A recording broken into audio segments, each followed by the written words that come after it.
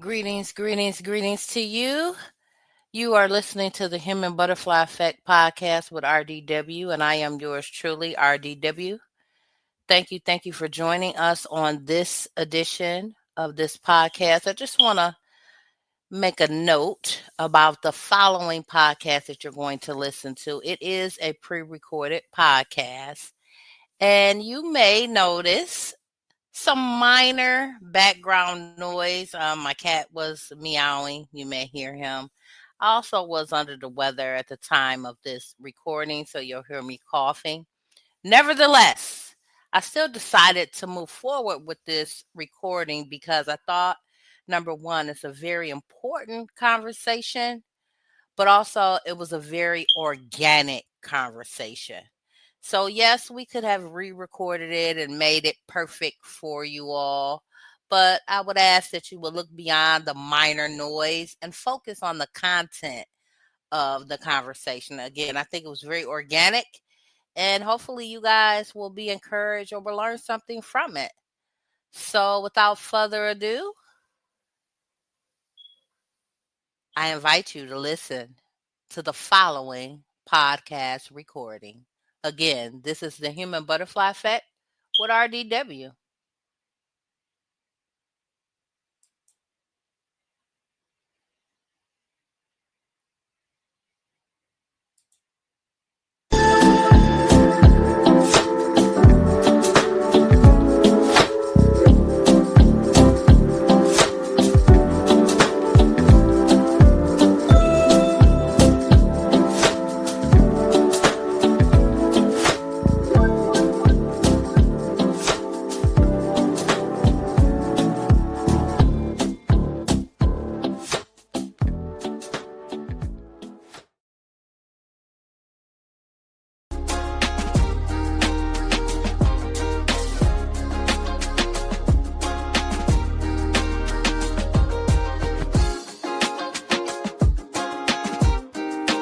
What up, no?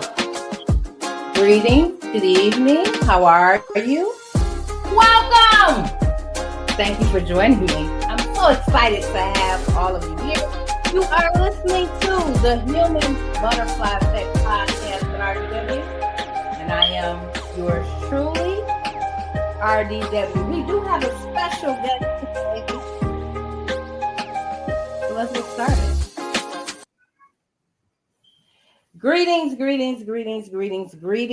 Thank you, everyone, for joining me again. You are listening to the Human Butterfly Effect podcast with RDW. I am yours truly, RDW, and I welcome all of my listeners here.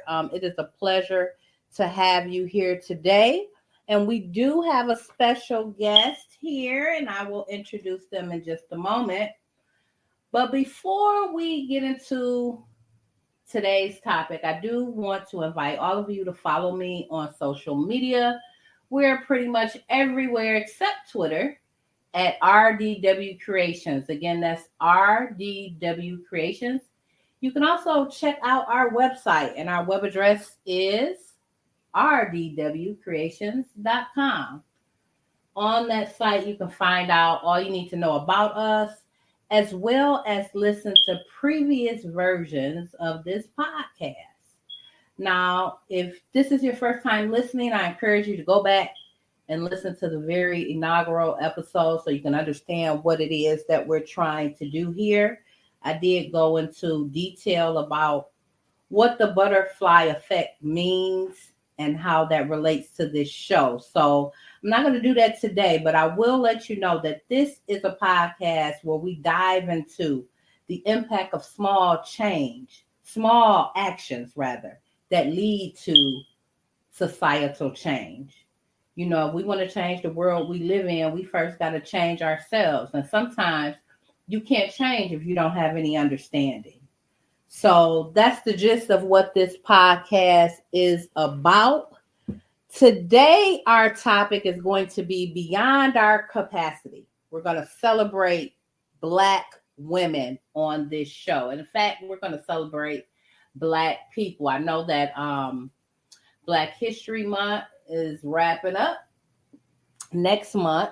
will be, I believe it's International Women's Month or Women's Day, rather, on March the 8th. And I am a woman of color. I think that our history is important, not only for us, but for everyone, because it is a part of not just American culture, world culture. So we're going to talk about a lot of Black issues on this show. This isn't just a strictly Black issue show, but again, I am a woman of color.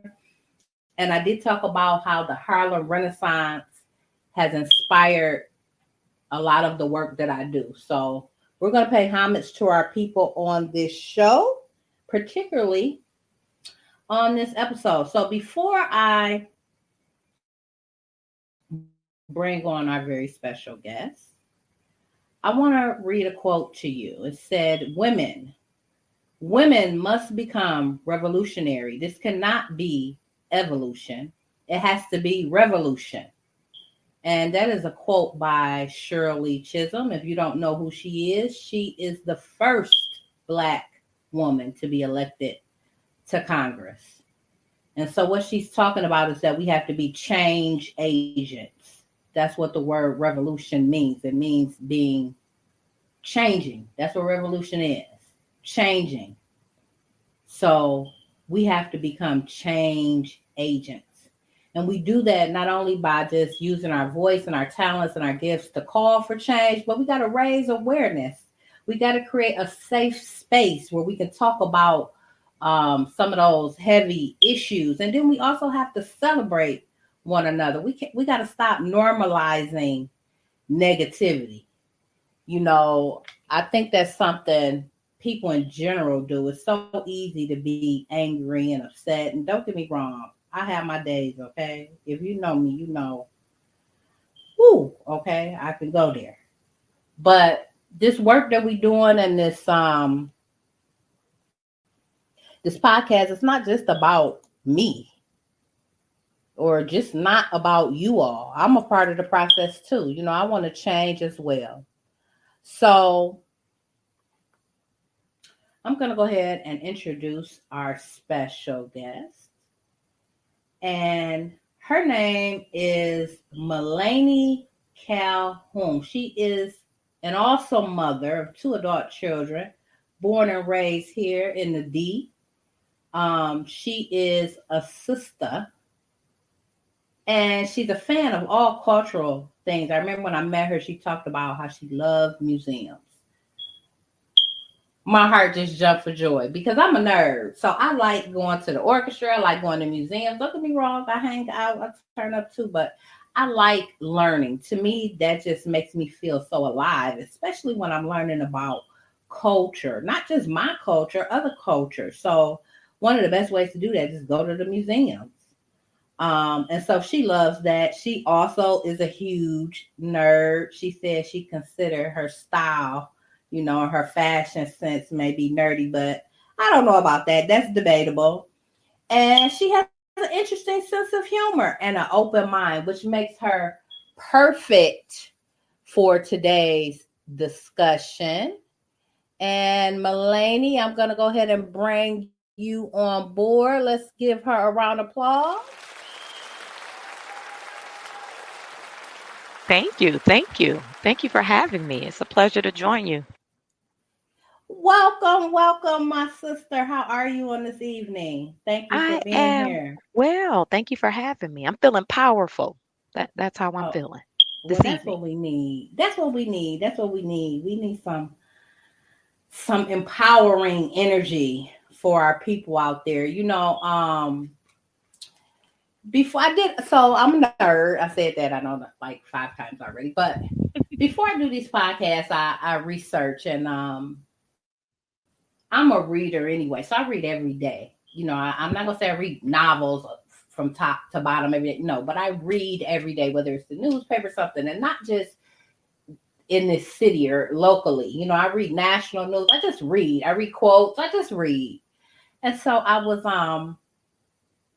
did a little Google search and I came across some message boards that was talking about Black women and the stereotypes and stigmas that a lot of us face. And it was talking about how black women, are angry, and black women are we're not classy, and we're aggressive, and we're mean. And I just couldn't even finish reading a little chat box or whatever it was on, because I was starting to get offended. You know what I mean? And I wasn't reading all the comments, but I got enough of it. And I just want to start out by asking you, as a black woman, and we want to make this conversation positive. We're going to get into some difficult things, but remember, we want to educate our listeners, because I'm sure not everyone that's listening is black. Mhm. And as I said, to me, a lot of our challenges come from a lack of understanding. So, just as a black woman, I just want to know, what's your opinion about what I just said, and just some of the stereotypes and stigmas. What is your opinion on that? What do you think about that? Well, um, with most stereotypes, it's just an oversimplified view of a large group of people, right? And just like a lie always has a little bit of truth in it, right? So someone may take one quality or one thing that occurs within a group of people, so in this case, black women, and say that they're loud, and that's okay. It's okay in many cases or situations. So I think because we can't eliminate the stereotypes, we can't change how people think or feel. So we have to just kind of be considerate and maybe express, I don't know, bring about a positive view maybe to some of those beliefs or ideals, right? Like, why? So somebody might think I'm angry, and I might really be angry, but other people will be angry too. So I just think it's not a lot of Hmm. consideration or grace being granted to black women overall by other people and by other black women, like you mentioned. We just have a lot of things going on in life, everyone, especially in this climate. And unfortunately, we often take the brunt of these stereotypes and stigmas that people have decided in their minds are not okay. But we have to keep in mind that we are brilliant, we are beautiful, you know, we are golden, we're powerful, we're great, we're amazing. I definitely agree with that. And I think you're right. You're not going to change when people make up their mind about something. Nine times out Mhm. of 10, it's made up, no matter what you say, no matter what you do. Mhm.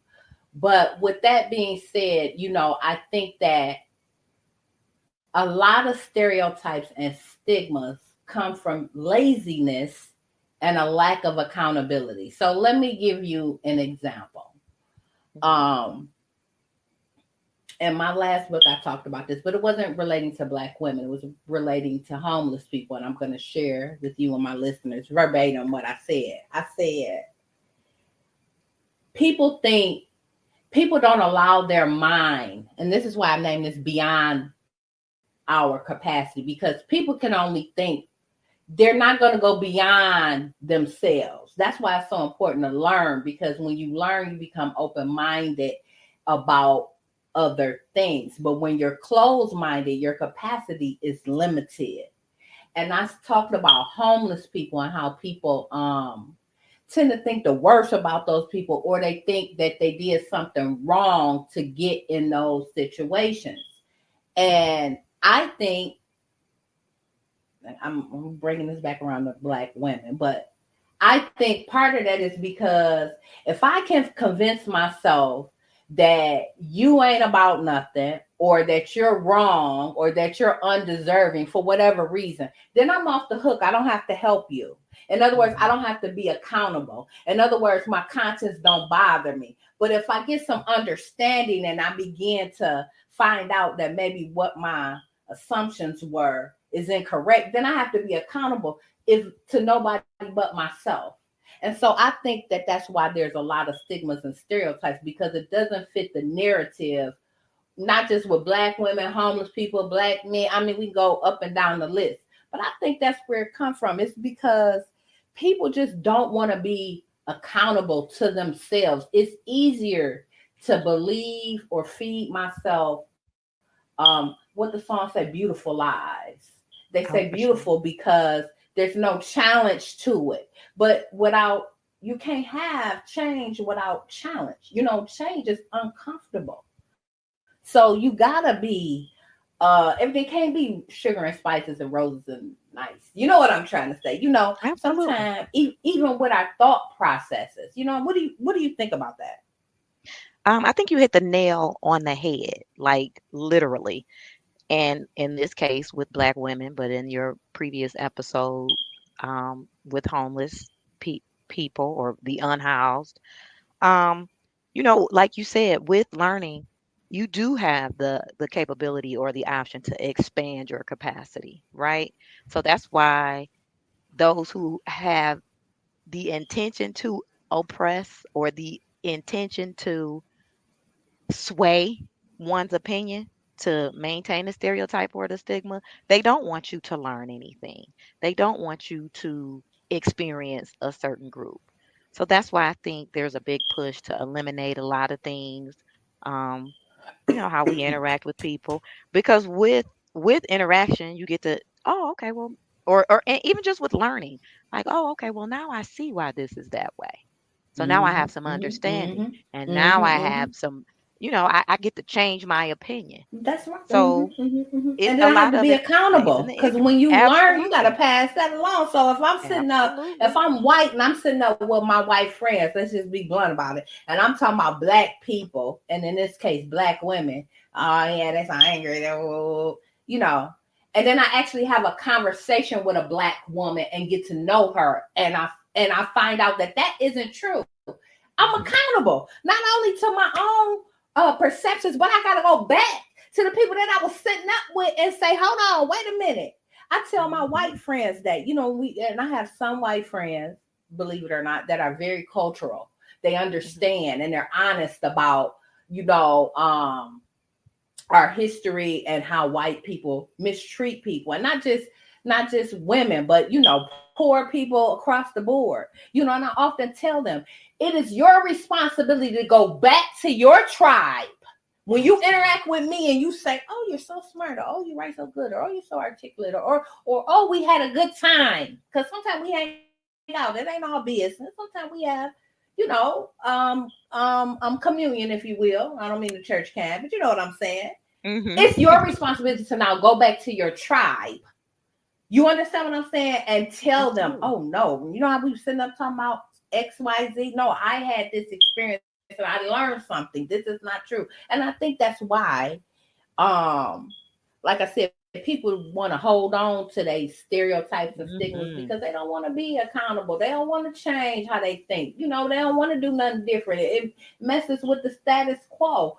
I want to throw this in here before I ask you my next question. Nixon did that. Nixon, let me educate y'all real quick about the war on drugs. And I know I'm Hmm. kind of digressing here, but it Not relates to much. kind of what we're talking about. The war on drugs is a farce.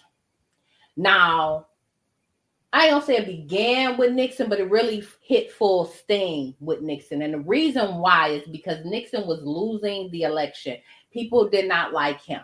And I'm talking about outside of his nefarious activities. People didn't like him. And especially it was two groups, black people and hippies. Hmm. And because he knew that these groups of people were not going to vote for him, and he wanted obviously to get reelected, he re-energized this war on drugs campaign, and he demonized those two groups of people on purpose. We wasn't nothing but drug addicts. We was this, we was that, to shift the narrative. Hmm. And even if we look in history today or present times today, the same thing. Somebody get on TV and say something, and the narrative shift, and it's about power and control because they know that they have a following, and they know that those people are not going to read, research, have experience. They just gonna pop on to whatever is said. But the reason why I brought that up is because when we behave like that, that literally changes the course of humanity. It has done so in the past, it's doing so now, and you can see it's shifting. in a downward, in my opinion, way.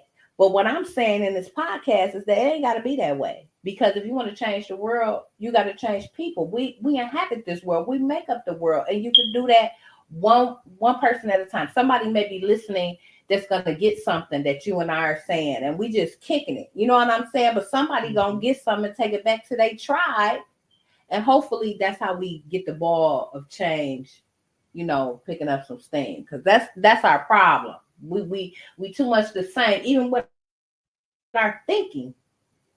But with that being said, that leads me to my next question. I want to know, what are some ways, because I don't know the answer to this one. What are some ways you think that we can create a safe space for people to be able to not learn? A safe space for not only people to learn, but to be honest and authentic about where they are, because we have to meet people where they are, and we don't want people to be afraid. Maybe they want to ask a question, or it might be somebody out there listening thinking, hey, I work with a diverse set of people, and I would like to get to know them. I don't know how to approach them. What are some ways that we can create a safe space to kind of get some traction to these conversations? I think that's a super interesting question. And just offhand, I don't know if we had the answer to that. I think we'd both be sitting pretty in a very remote, beautiful space. However, everybody has to, I think, feel comfortable, right? Everyone needs to feel comfortable with who they are and the accountability piece that you mentioned, right? So we have to take accountability. So, and I mean all parties involved, not just those who are teaching and not just those who are learning, because I'm quite sure we could all learn from one another, right? Unlike you, I can't honestly say that I have a lot of white friends, but I don't have a lot of friends, period, because it's difficult. I don't use that term loosely. So if I call you my I don't friend, either.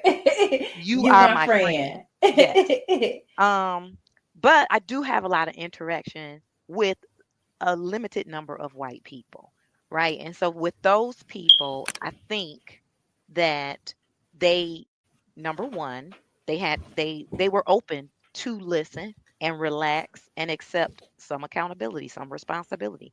Not personally, but just acknowledge like, okay, this is what it is. So we have to accept the truth for what it is.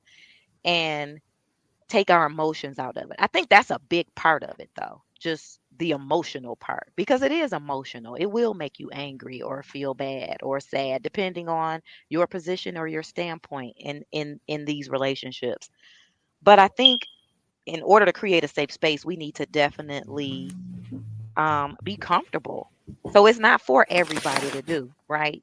So I would probably trust you more so than myself, right? Because I'm not saying I'm not a person of a lot of patience, but I am a person of understanding. So I would rather observe for quite some time first, right? And then maybe find the person that I feel like I could interact with easiest, who's receptive to what I'm saying. But in turn, I must also be receptive.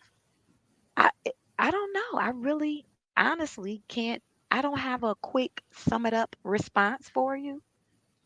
Because I think I that mean, no, it's okay. I just we just kick it. I just want to, pick your yeah. brain and see where you at. No, I agree with what you're saying. I don't have an answer. I do Mhm. want to say, I want to piggyback on something you said. Let me just say, who I say this. I've said this before.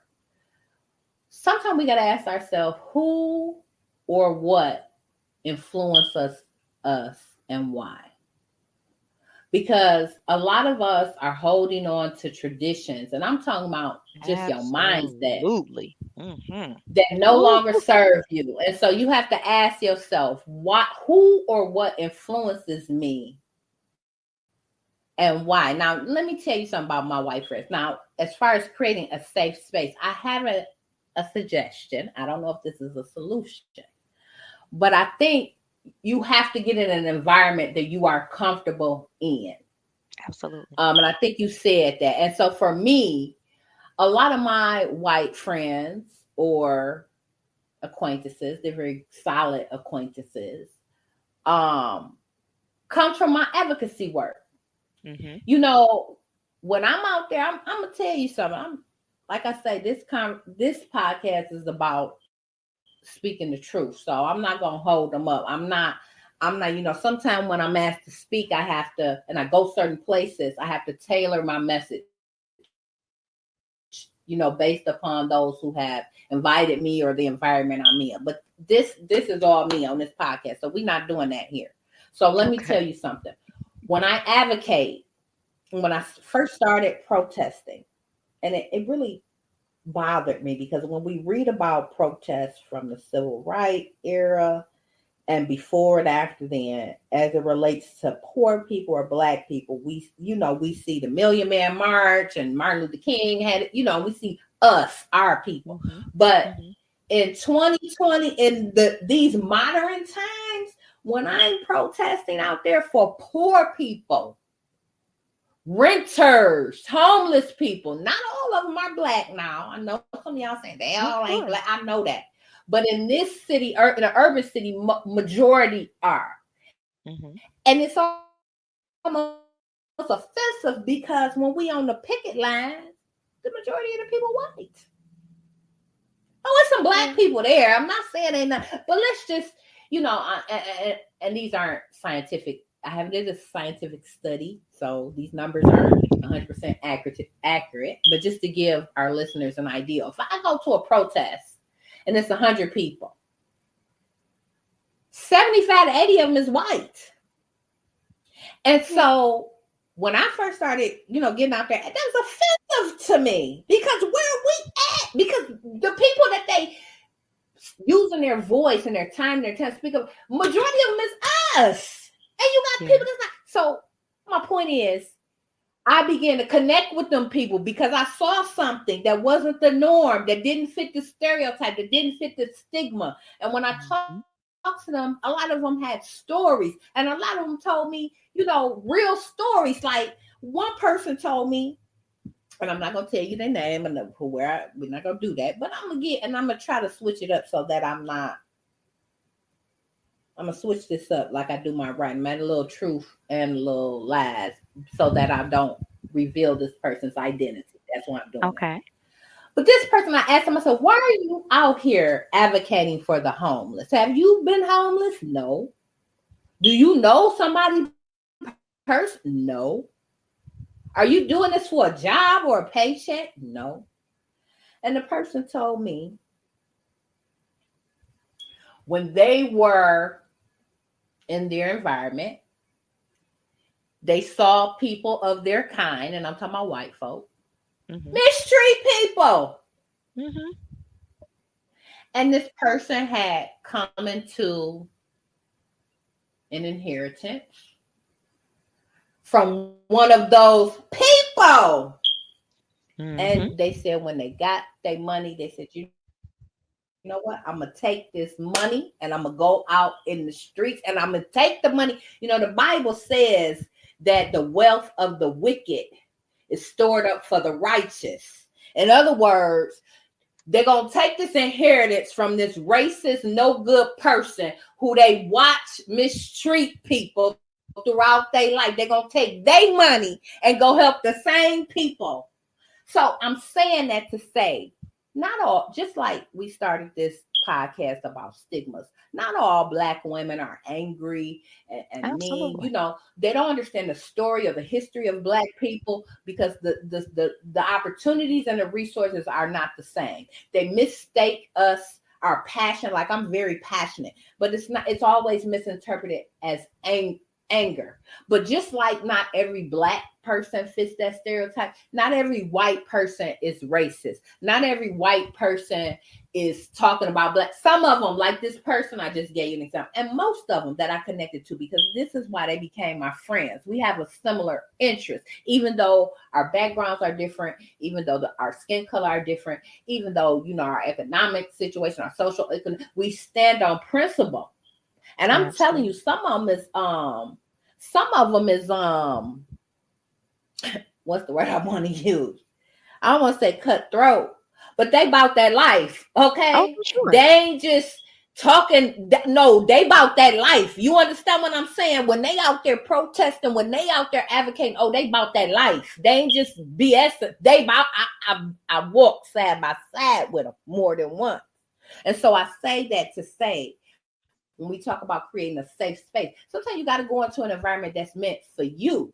Social media may not be the place. I advocate. I do that. So that's my thing. But for somebody else, it may be art. Somebody else, it may be music. Somebody else, it may be, like you yourself, museum. Maybe it takes being in an environment that you're comfortable in, to create that safe space. What do you think about that? I totally agree. And just to 3 points to what you're saying, as far as creating the safe space, as in your example, um, you guys have a common interest, right? So that makes it more Right, comfortable right. for people to come as they are and present this common issue Absolutely. and see. but Absolutely. but and but then you make a mistake and you mess around and you just be who you are, and then you get to find some commonality, because let's just face it, the second point, we're all more alike than we are different. And that's We just are. what it is, no matter where you Because we go are or which human group of people. beings. Absolutely. We human And then beings.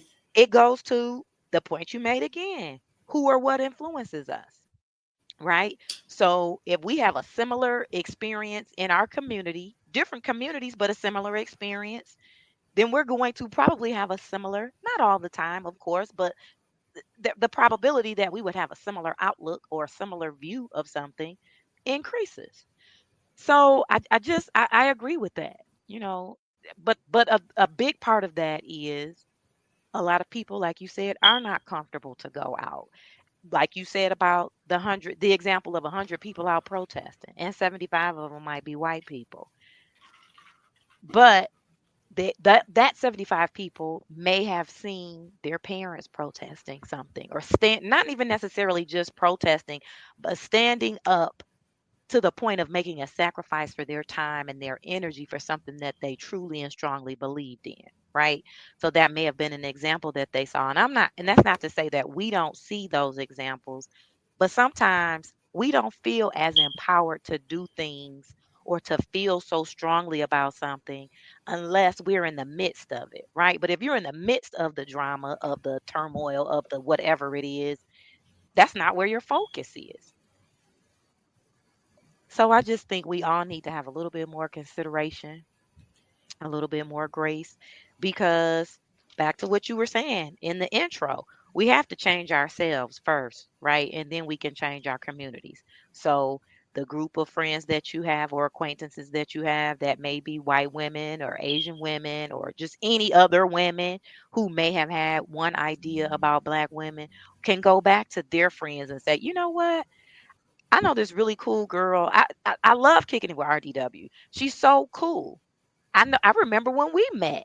Not that we're a lot different. I think that's why we clicked the way we did, because we had so many commonalities. Right. But I went back to my community, my people, like, listen, I met this dope girl and I'm really digging her. Ain't that so cool though when you make a friend? Like people, and I know this kind of off topic, but people be like, how you make friends? You just talk to people. Your That's people be it. drawn to you. Stop being so, I Absolutely. don't speak to people.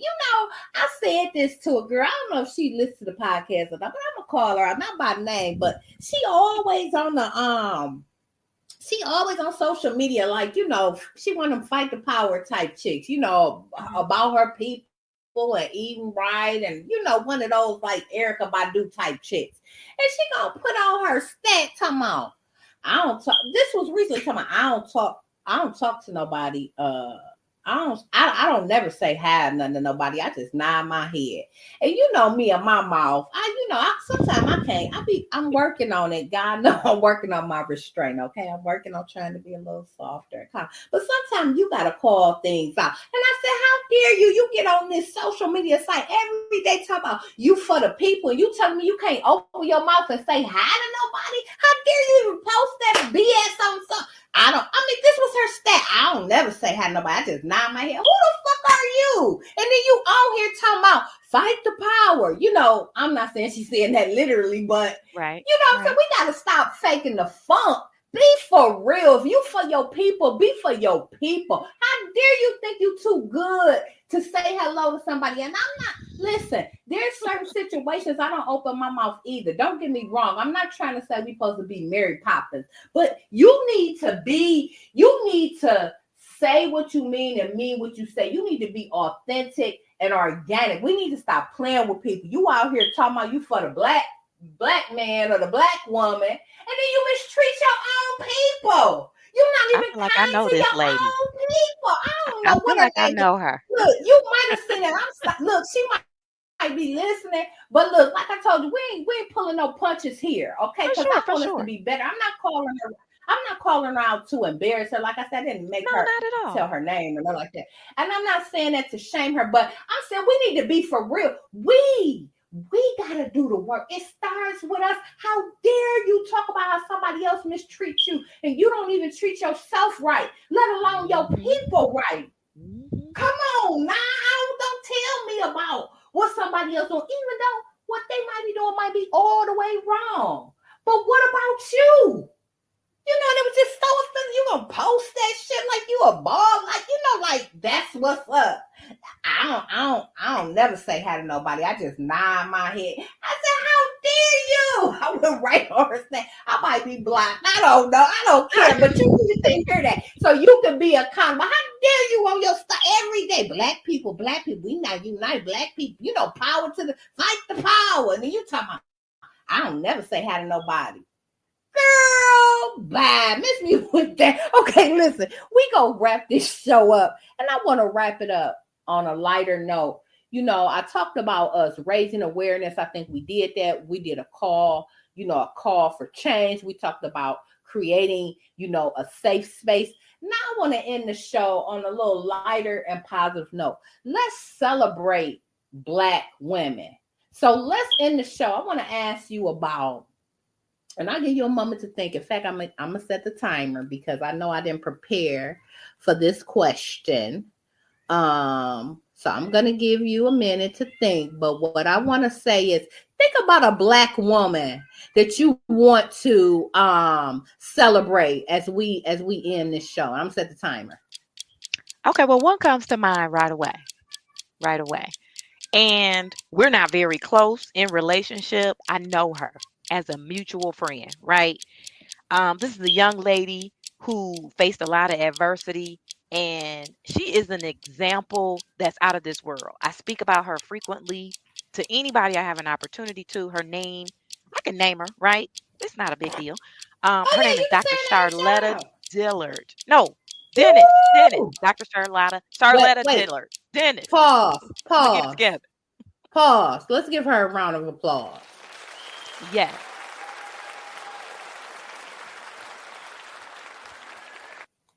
Now tell us about Dr. this doctor. Tell us about Dr. her. Dennis is phenomenal to me, right? She is a psychiatrist. She's not that old, so, relative, because I don't feel like I'm that old, but I am 50, but that's neither here nor there. So Dr. Dennis, Age ain't Dr. nothing Dennis but a had two number. Go children down it. Okay, I'm at a sorry. very young age. And, statistically, she should not be Dr. Dennis today. So she had two children when she was young, but she's very smart, very driven, very determined. Um, she still went to school. She graduated early, I believe, and anybody can Google, her. There's information about her. She graduated from high school early. She went on to work in the medical field. I think she might have been like working as an MA or a nurse's assistant while she was in nursing school. She went to nursing school. She became a nurse, realized I can do what these doctors are doing. Went to medical school, didn't just go to medical school, went on to become a specialist. She's a psychiatrist now. She is, you can see her on different television shows, news broadcast channels, just talking about different health issues. On her social media, she's always promoting affirmations and just things to encourage the community, encourage people. But what I love about her so much is she is who she is. She's comfortable in her skin. There's no need for her to change, to try to fit a mold or what people think she should be. And I love her to pieces. So I want to give a shout out to Dr. Charlotta Dennis. She's that girl.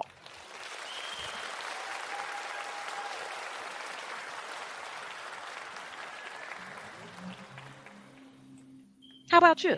Well, we are definitely excited about this doctor. I'm excited about her journey because the journey she's reached one step, but she has so many more to climb. So sounds like she had a transformative process, which is Mhm, very fitting for the Human Butterfly Effect podcast. So I mhm. definitely thank you for celebrating her, and I just wish her all the best. I don't know her, but she sounds like a phenomenal woman. So I'm going to give her one more round of applause. Let's do that.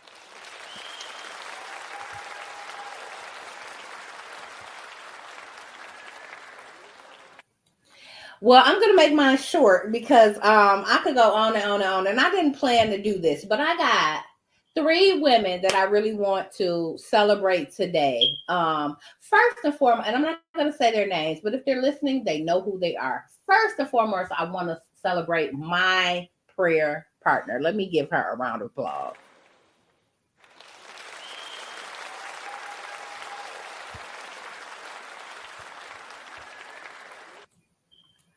So my prayer partner, this is someone I know from school, and I talk to her very often online. And she had been having some difficulties health wise. And I just reached out to her. I said, I'm tired of you having this issue. Let's link up and pray. You pray for me, I pray for you.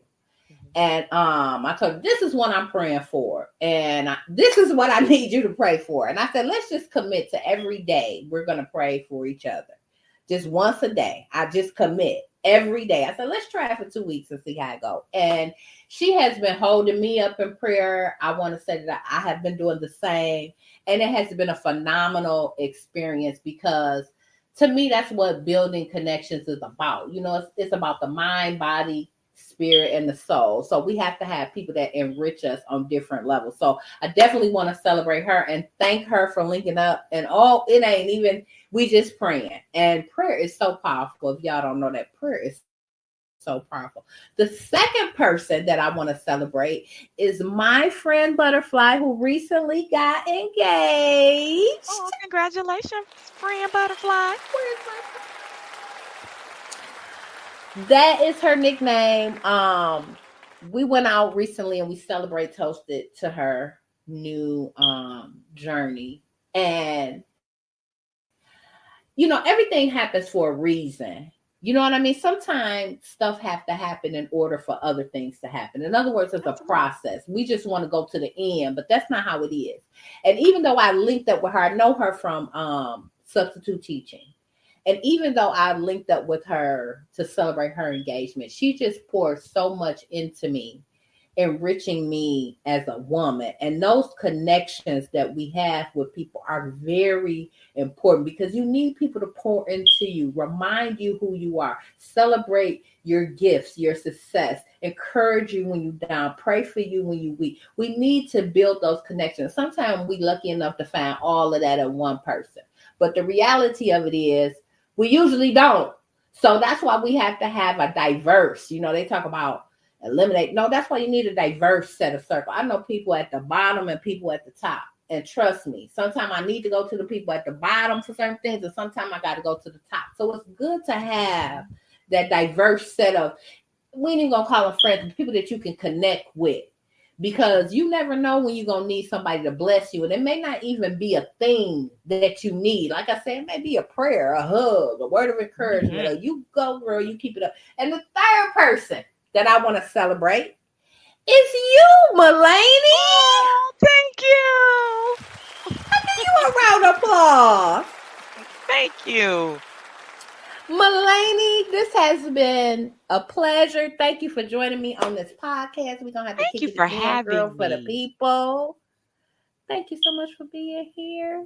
And Thank thank you. you for my listeners for listening. I hope y'all learned something because that's what we about, changing. You know, people ain't gotta have titles or money and all this for you to learn. You can learn something from anybody. It's just a matter You of should. You should be able to learn yeah, just something from anybody. from anybody, from anybody, from anybody. And that's why I say, ask yourself, who or what influences you and why? You would be surprised at some people. I bet you'll change your circle up a little bit. I bet you'll make some Hmm. changes if you really think about that. Who or what influences you and why? The why is the most who? Why? What for? On that note, thanks for rocking with us again. This is the Human Butterfly Effect podcast, and we were joined by our special guest, Melanee, today. I hope you guys have an excellent week. And share this podcast with somebody. Tell a friend. You know, visit our website. Check us out. Come on, we need all the love and encouragement. It ain't. We can never run out of room. It's room for all of us. Come on, get on board. Bye bye.